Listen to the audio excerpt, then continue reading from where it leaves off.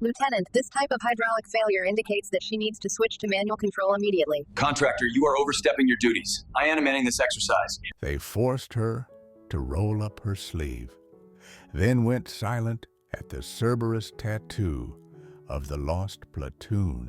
The simulator control room hummed with tension as Lieutenant Commander Evans jabbed his finger at the unassuming woman in coveralls. "You, contractor, clear the deck. This is military personnel only." Evelyn Reed didn't flinch at the dismissal, her weathered hands steady on the console as warning alarms screamed through the facility. The young officer saw a middle-aged civilian who didn't belong among naval aviators. He was about to discover his fatal error in judgment. Reed's gray hair was pulled back in a regulation bun that spoke of decades of habit, her posture carrying the unconscious authority of someone who'd commanded respect in places where mistakes meant death. The simulation spiraling toward catastrophe on the main screen didn't rattle her. She'd seen real disasters that made this exercise look like a training video. What happened next would remind everyone present that legends don't always wear uniforms. And sometimes the most dangerous person in the room is the one everyone underestimates. Naval Air Station Oceana, Virginia Beach, 2024. The Top Gun training facility represented the pinnacle of military aviation, where America's best pilots learned to push million-dollar aircraft to their absolute limits. The simulator complex housed the most advanced flight training systems on Earth, capable of replicating any combat scenario from dogfights over the Pacific to carrier landings in hurricane conditions. Lieutenant Commander Jake Evans embodied everything wrong with peacetime military culture. At 32, he'd earned his wings through political connections rather than exceptional skill, his family's congressional influence opening doors that merit alone couldn't breach. His combat experience was limited to training exercises, but his arrogance was unlimited. The simulator facility was his kingdom, where he could play God with scenarios and lord his authority over subordinates and contractors alike. The control room was Evans' domain, filled with cutting-edge technology that he understood superficially but never mastered completely. Multiple screens displayed aircraft positions, vital signs, environmental conditions, and system status indicators that painted real-time pictures of simulated life-or-death scenarios. The complexity was staggering, requiring years of experience to read and interpret correctly during crisis situations. Evelyn Reed had been invisible in plain sight for 3 months, contracted to upgrade software integration while actually conducting classified assessment of training protocols. At 55, she moved through the facility like a ghost, her contractor badge and unremarkable appearance making her essentially invisible to officers who equated authority with rank insignia. The young pilot saw a middle-aged woman in coveralls. They had no idea they were sharing airspace with a legend. Her background was compartmentalized beyond most security clearances. Project Chimera had been the Navy's most classified test pilot program, developing aircraft that wouldn't enter service for another decade. The pilots selected for Chimera were the best of the best, chosen for skills that bordered on supernatural and judgment that could handle technology beyond current human limits. Of the 12 pilots who'd entered the program, only 3 had survived to completion. Reed wasn't just a survivor. She'd been the program's crown jewel. The tattoo that would change everything was hidden beneath her right sleeve, a work of art that told the story of the most classified military operation in modern history. The Cerberus design incorporated elements that only military intelligence specialists would recognize, unit designations that didn't officially exist, mission dates from operations that remained classified, and symbols representing sacrifice that few people were authorized to understand. The current training scenario was routine by design, a carrier landing exercise in moderate weather conditions with standard aircraft performing normal operations. The simulation was supposed to be educational rather than challenging, allowing new pilots to experience carrier operations without real-world consequences. But technology, even military-grade systems, could fail in ways that turned routine exercises into potential disasters. Lieutenant Sarah Phoenix Martinez was the pilot experiencing the simulated emergency, her FA-18 Super Hornet encountering multiple system failures that transformed a training exercise into a survival scenario. At 26, she represented the new generation of naval aviators, skilled, determined, and unprepared for the kind of cascading emergencies that could kill experienced pilots in seconds. The facility's emergency protocols were comprehensive but theoretical, designed by administrators who'd never faced real crisis situations. When simulations went beyond parameters, the standard response was to abort and restart, preserving expensive equipment, while teaching students that difficult situations could simply be reset. This approach created pilots who were technically proficient, but lacked the improvisational skills necessary for true emergency response.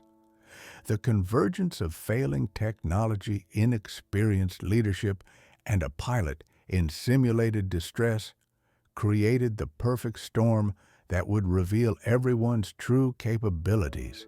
Evan's authority was about to collide with Reed's expertise, while Phoenix's survival depended on decisions made by people she'd never met in a control room she couldn't see. The crisis began with a cascade of system failures that transformed Phoenix's routine carrier landing approach into a nightmare scenario. Her simulated FA-18's hydraulic systems failed simultaneously, followed by electrical problems that knocked out primary flight controls. The exercise that should have been routine suddenly required the kind of emergency flying that killed experienced pilots in real aircraft. Phoenix, you're showing multiple system failures, abort approach, and climb to Angels 20 for troubleshooting. Evans commanded from the control room, his voice carrying the certainty of someone who'd never faced real emergency situations. His response was textbook but inappropriate. The simulated failures were too extensive for normal recovery procedures. Reed's assessment of the situation was immediate and professional. The failure pattern wasn't random, but represented a specific emergency scenario that required unconventional solutions. Phoenix's simulated aircraft was approaching the edge of controllability, and standard recovery procedures would result in catastrophic failure-simulated death that would shake the pilot's confidence and teach entirely wrong lessons about emergency response. Commander, the hydraulic failure pattern suggests she needs to configure for manual reversion immediately, Reed said quietly, her voice carrying the authority of someone who'd faced similar situations in real aircraft. If she climbs now, she'll lose what little control authority she has left. Evans' response was swift and dismissive. Contractor, you're out of your lane. I'm managing this exercise. His tone carried the condescension of someone who viewed civilian personnel as inferior by definition, regardless of their qualifications or experience. The hierarchy was clear in his mind. Military officers commanded, while contractors observed and obeyed. The situation deteriorated as Phoenix struggled with controls that were becoming increasingly unresponsive. Her simulated aircraft was departing normal flight parameters, entering regimes where standard procedures became inadequate, and pilot instinct meant the difference between survival and disaster. The training scenario had evolved beyond routine exercise into something approaching real-world emergency response. Control. I'm losing authority in all axes. The aircraft isn't responding normally. Phoenix's voice carried the controlled tension of someone trained to remain calm while facing potential catastrophe. Her technical skills were excellent, but she lacked the experience to handle compound emergencies that required creative solutions. Reed's frustration was carefully controlled but mounting. She could see the solution clearly, the specific control inputs, power settings, and configuration changes that would allow Phoenix to maintain aircraft control through the landing. But her contractor status meant her expertise was irrelevant to an officer who confused authority with competence. Commander, I've seen this failure mode before. She needs to reduce power to 60%, lower the tail hook, and configure landing gear to create drag for stability. Reed offered her technical recommendation precise and specific. The manual reversion procedures in the book won't work with this hydraulic configuration. Evans' anger was immediate and personal. That's enough. You're a contractor, not a pilot. I don't need technical advice from someone who's never been in a cockpit. His assumption was logical, but catastrophically wrong. Reed's appearance and status suggested civilian technical support rather than military flight experience. The crisis escalated when Phoenix's simulated aircraft began departing controlled flight, her altitude decreasing rapidly as she fought controls that were becoming ineffective. The training scenario was approaching the edge of the simulation's parameters, threatening to enter regimes where the computer modeling became unreliable and potentially dangerous to the pilot's training progression. Phoenix, eject now. Evans commanded his solution, the pilot's last resort when all other options had been exhausted. Ejection would save the simulated pilot's life, but teach entirely wrong lessons about emergency management and aircraft recovery techniques. Reed's response was immediate and decisive. Belay that order. She can save it. Her words carried command authority that transcended rank structure, the voice of someone accustomed to being obeyed in crisis situations regardless of organizational hierarchy. The control room fell silent as two competing authorities faced off over a pilot's simulated life. Evans represented official command structure, while Reed carried the invisible weight of classified experience that none of the observers understood. The next few seconds would determine whether Phoenix learned to manage emergency situations or simply abandon aircraft when faced with difficult scenarios. The confrontation intensified as Evans realized his authority was being challenged by someone he viewed as a subordinate contractor. His military bearing stiffened as he faced Reed directly, his voice carrying the full weight of his commission. "Ma'am, you will step away from that console immediately. This is a military operation under my command, and I will not tolerate interference from civilian personnel." Reed's response was measured but unyielding. "Commander, that pilot is 30 seconds from simulated death because you're applying textbook procedures to a non-standard emergency. I'm offering solutions based on actual experience with this exact failure mode."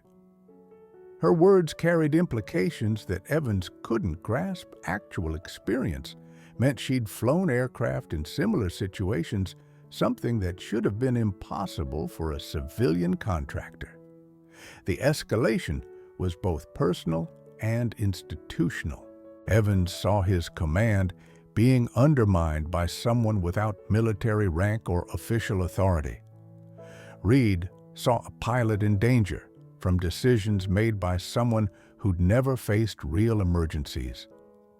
The clash represented broader tensions between theoretical knowledge and practical experience, between hierarchical authority and earned expertise. Phoenix's situation was deteriorating rapidly. Her simulated aircraft was approaching the edge of recoverable flight. Her control inputs becoming increasingly desperate as standard procedures failed to address the compound emergencies she was experiencing. Control, I'm running out of altitude and options. These controls aren't doing what they're supposed to do. The technical reality was complex and unforgiving. The simulator's failure mode represented a specific type of hydraulic emergency that occurred in real aircraft but rarely appeared in training scenarios. The recovery procedures weren't in standard manuals because they'd been developed through classified testing programs that most pilots would never access. Reed's knowledge came from operations that officially didn't exist. Evans' response was bureaucratic rather than practical. Phoenix, follow standard emergency procedures. Reduce power configure for emergency landing and prepare for possible ejection if control cannot be maintained. His instructions were correct for normal emergencies, but inadequate for the specific combination of failures the simulation was generating. The control room's atmosphere was electric with tension as other personnel recognized the conflict between competing authorities. The junior officers present were caught between following their chain of command and recognizing that Reed seemed to understand the situation better than their commanding officer. The civilian technicians watched with fascination as a contractor challenged military authority with apparent expertise. Reed's frustration was carefully controlled, but evident to anyone who knew how to read professional composure under stress. "Commander, I'm trying to help save a pilot's career. These simulators can create trauma that affects real-world performance. If she ejects from a recoverable situation, it will impact her confidence in emergency procedures for years." The psychological implications were significant and real. Pilots who ejected unnecessarily from training scenarios often developed hesitation in real emergencies, second-guessing their ability to recover aircraft from difficult situations. The simulation's failure mode was recoverable with the right techniques, but ejection would teach Phoenix that some situations were hopeless when they were actually manageable.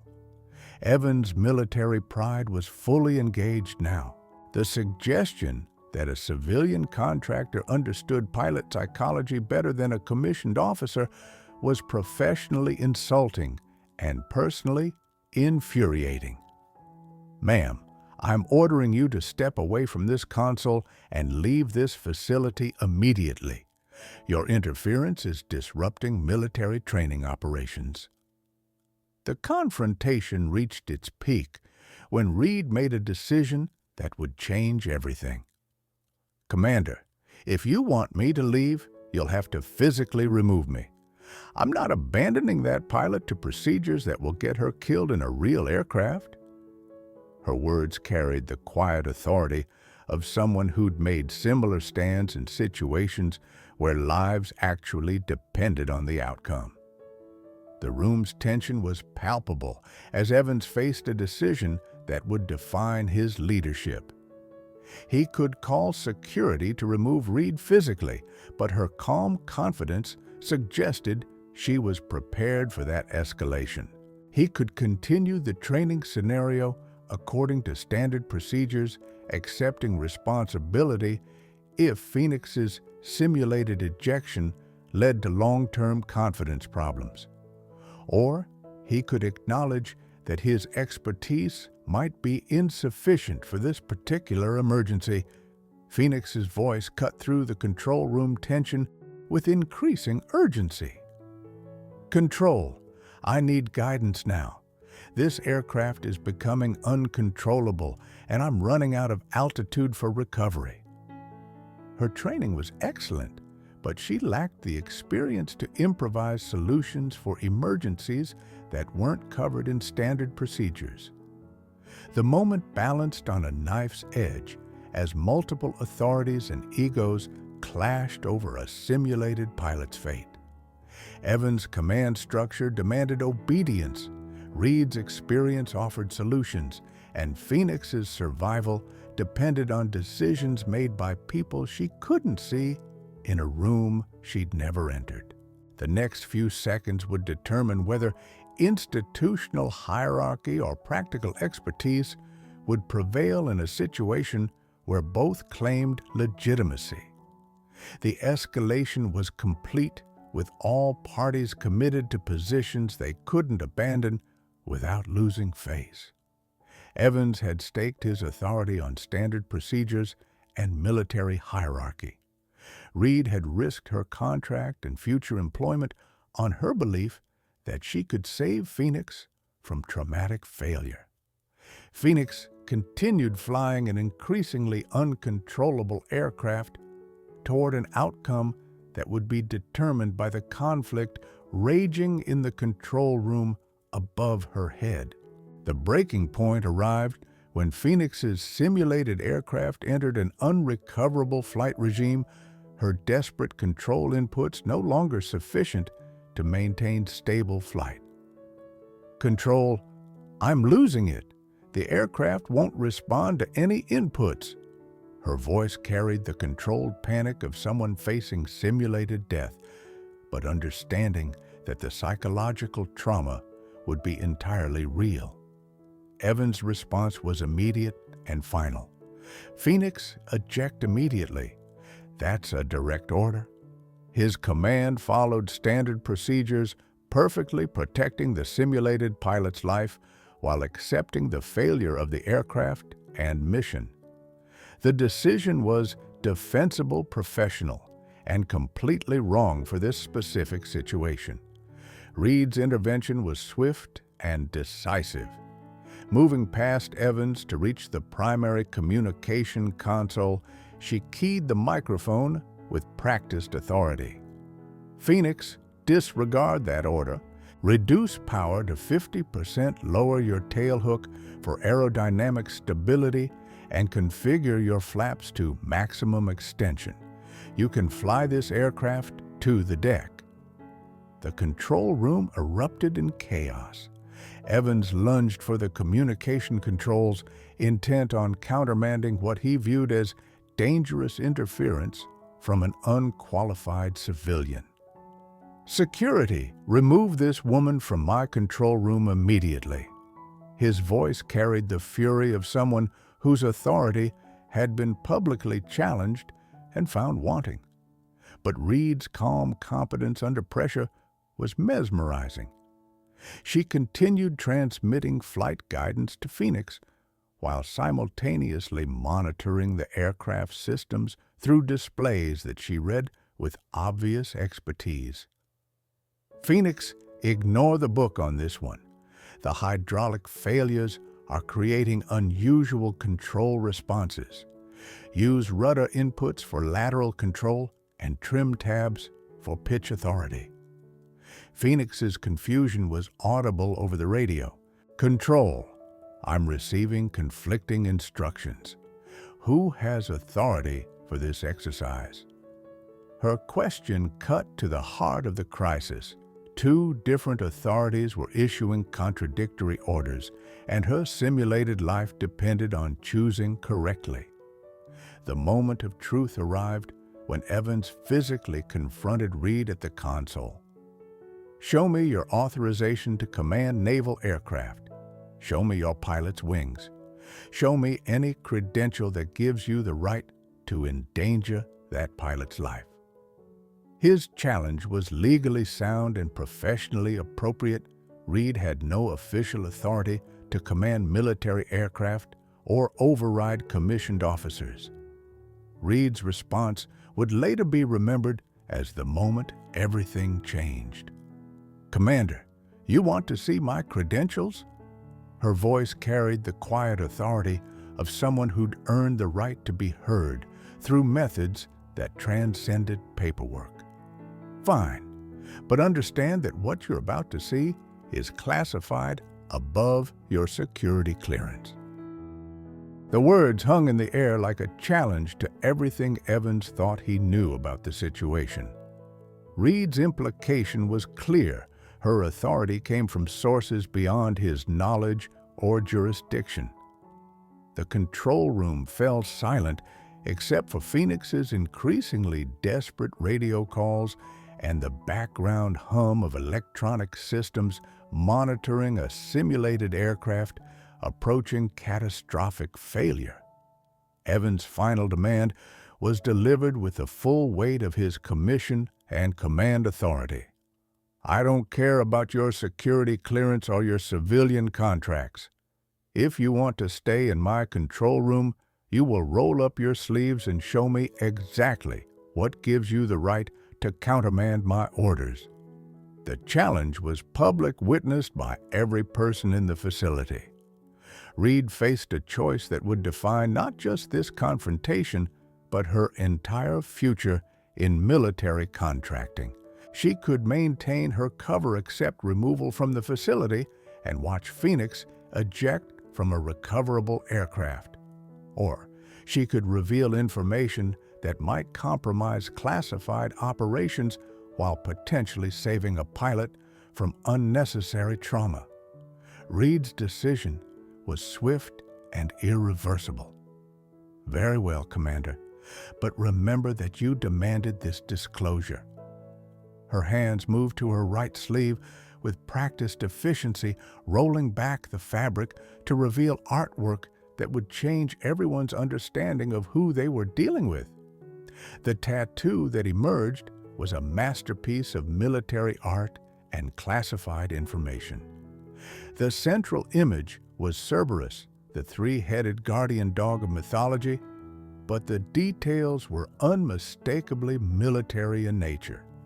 Each head bore the markings of different aircraft, F-22 Raptor X-47B drone, and a third aircraft that none of the observers could identify. Around the mythological beast precise script listed dates, coordinates, and unit designations that belonged to operations so classified they didn't officially exist. The silence that followed was complete and telling. Several junior officers stepped back instinctively, recognizing that they were seeing information beyond their security clearance. The civilian technicians stopped what they were doing, understanding that something significant had just been revealed. Evans himself froze, his military training warring with his inability to process what he was seeing. The tattoo told a story that none of them were authorized to know, but its implications were unmistakable. Reed wasn't just a civilian contractor, she was someone whose service was so classified that admitting her existence could compromise national security operations. The recognition came first from Admiral Richardson, who'd entered the control room unannounced to observe routine training operations, and instead witnessed the confrontation between Evans and Reed. His face went pale as he processed the imagery on Reed's exposed arm, his eyes tracking over symbols and dates that triggered memories of briefings he'd received at the highest levels of naval intelligence. "Sweet Mother of God!" the Admiral whispered, his voice barely audible in the shocked silence of the control room. "Call sign Cerberus, Project Chimera. You're supposed to be dead." His words carried the weight of someone accessing memories classified so deeply that acknowledging them publicly violated numerous federal laws. Reed's response was matter-of-fact, delivered with the calm professionalism of someone whose cover had just been irreversibly blown. Admiral, my death was greatly exaggerated, as was my retirement from active service. Her words confirmed what the tattoo had suggested. This unremarkable contractor was actually a legend whose existence was so sensitive that officially acknowledging her would compromise ongoing operations. Evan's world collapsed around him as the implications sank in. The woman he'd dismissed as an unqualified civilian was actually someone whose security clearance exceeded his by multiple levels, whose flight experience included aircraft he'd never heard of, and whose authority came from sources that made his commission seem like a child's toy. The realization was professionally devastating and personally humiliating. But Phoenix was still flying an increasingly uncontrollable aircraft, and Reed's attention remained focused on the pilot rather than the chaos she'd created in the control room. Phoenix, I need you to trust me completely for the next 60 seconds. Ignore everything you learned in flight school and do exactly what I tell you. Her guidance was precise and unconventional, drawing on experience with aircraft systems and failure modes that existed outside normal training curricula. Reduce power to 40%. Yes, I know it feels wrong. Configure your drag chute for deployment on landing. You'll need the extra drag to compensate for reduced control authority. Lower your tailhook and prepare for a non-standard approach profile. Phoenix's response carried a mixture of trust and terror. Copy control, following your guidance. The decision to trust an unknown voice over standard procedures represented the kind of judgment call that separated good pilots from dead pilots, civilian flyers from combat aviators. The approach that followed was unlike anything the observers had ever seen. Reed guided Phoenix through a landing profile that violated standard procedures while addressing the specific combination of failures the simulation had generated. Her instructions were based on techniques developed through classified testing programs, emergency procedures that existed only in the experience of pilots who'd flown aircraft beyond the edge of known performance envelopes.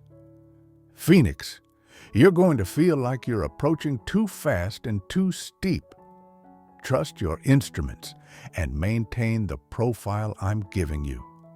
The aircraft will respond differently than you expect, but it will respond.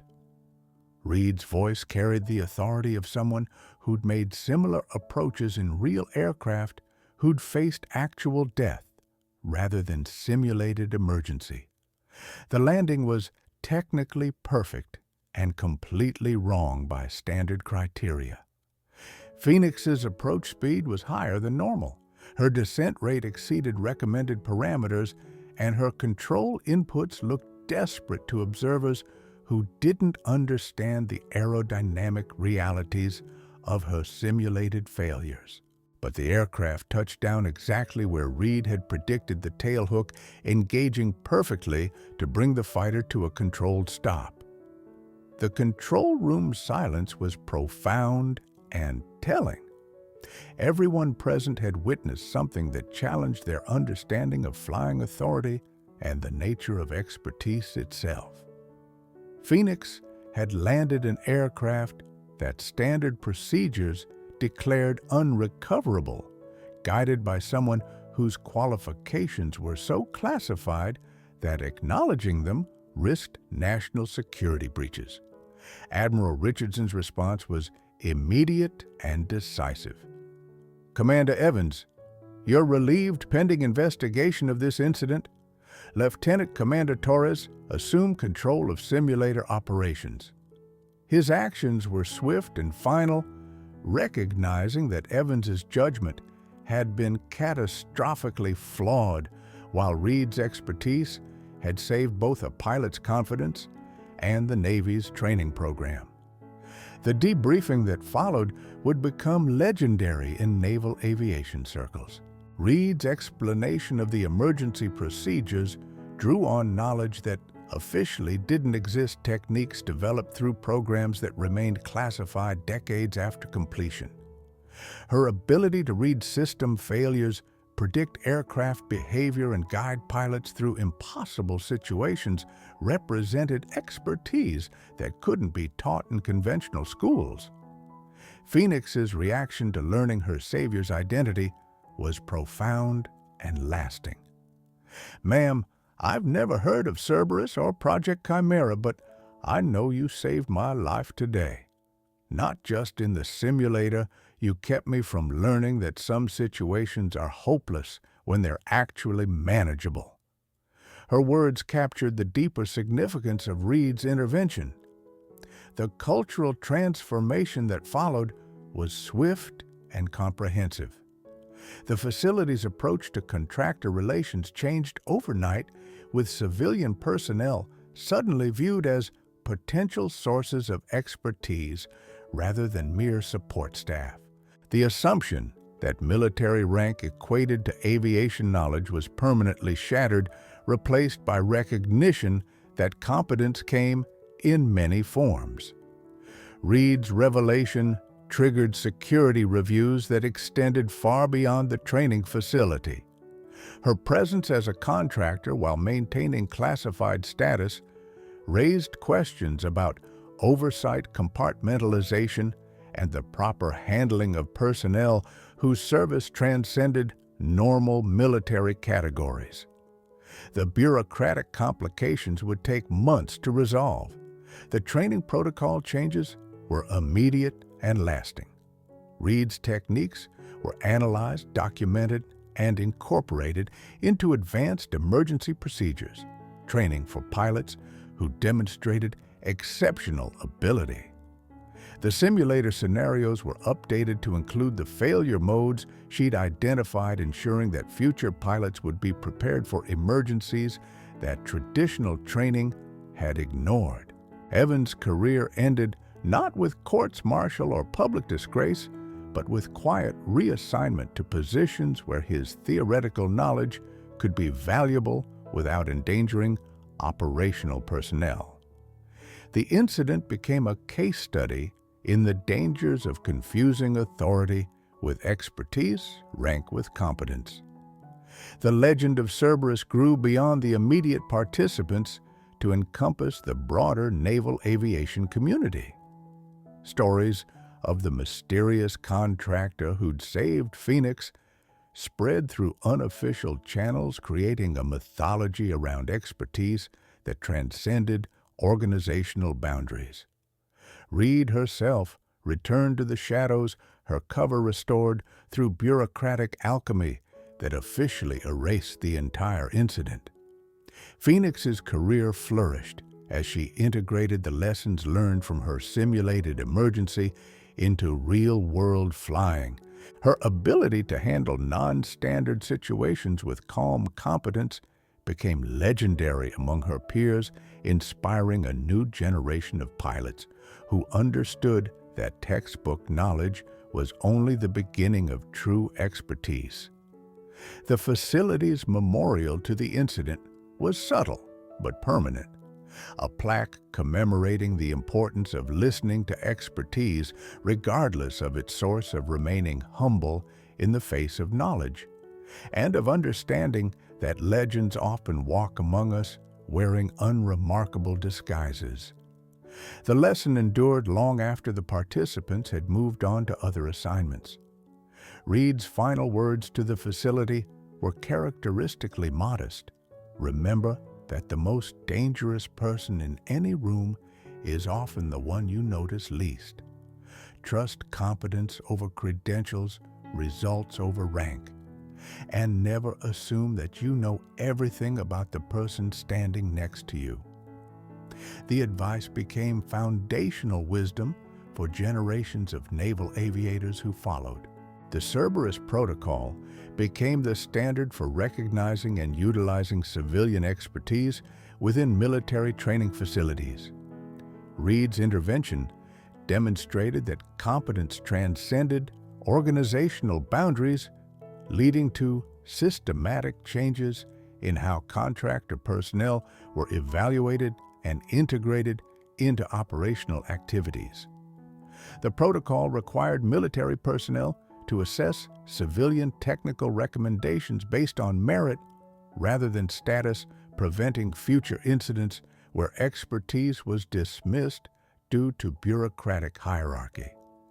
The immediate consequences transformed Naval Air Station Oceana's culture permanently. Contractor badges were redesigned to include technical specialization indicators, while personnel files were flagged when civilian employees possessed military experience or specialized knowledge. The changes ensured that future commanding officers wouldn't repeat Evans' mistake of dismissing expertise based on appearance or organizational status. Reed's training techniques were classified and incorporated into advanced pilot education programs throughout the Navy.